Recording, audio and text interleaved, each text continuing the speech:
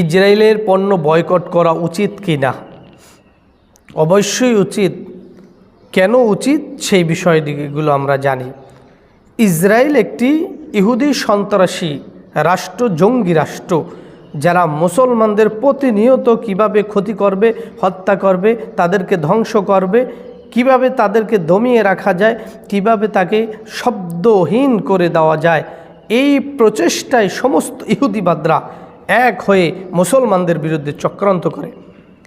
আর এই ইসরায়েলি পণ্য আমরা ক্রয় করি, এই ক্রয়ের মাধ্যমে তাদের একটি লাভ তাদের কাছে চলে যায়, যে লভ্যাংশ দ্বারা আমার ভাই, আমার বোন, আমার মা, আমার বাবাদের রক্তে রঞ্জিত করে আমাদের টাকা, আমাদের পয়সা নিয়ে তারা আমাদের পিছনে ব্যয় করে, আমাদেরকে হত্যা করার জন্য, আমাদেরকে লাঞ্ছিত করার জন্য, মা বোনদের ইজ্জতকে লুণ্ঠন করার জন্য।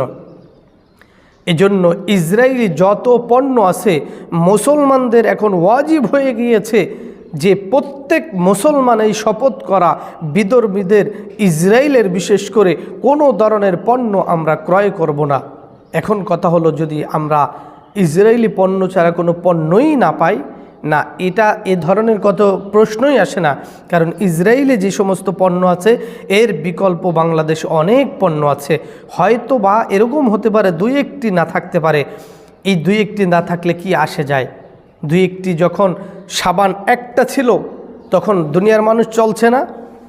যখন কোনো কোকোকলা, কোনো ধরনের পানি, স্প্রিট অথবা এই ধরনের যত পানি রয়েছে, ড্রিঙ্ক রয়েছে, ছিল না পৃথিবী, মানুষ বেঁচে ছিল না, নাকি মারা গিয়েছিল? এই জন্য এগুলো খেতেই হবে, না খেলে বাঁচবো না, এটা প্রশ্নই আসে না। অথচ এটা খাওয়ার মাধ্যমে আপনার আমার ভাই বোনদের রক্ত ঝরিয়েছে, রক্ত খনন হচ্ছে, আমাদের তো হৃদয় খনন হওয়ার কথা। এই জন্য আসুন, ইসরায়েলি যত পণ্য আছে এর বিকল্প থাক বা না থাক, যেটা আছে সেটা ব্যবহার করব, যেটা নাই, প্রয়োজন নাই, ছেড়ে দেব, তাও ইসরায়েলি পণ্য আমরা ক্রয় করব না।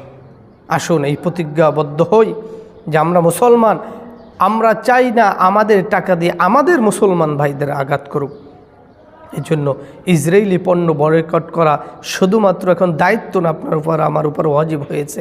কেন? তা আমাদের টাকা নিয়ে, আমাদের কাছ থেকে টাকা নিয়ে আমাদের পিছনেই ব্যয় করে, এটা কেমনভাবে আমাদেরকেই হত্যা করে।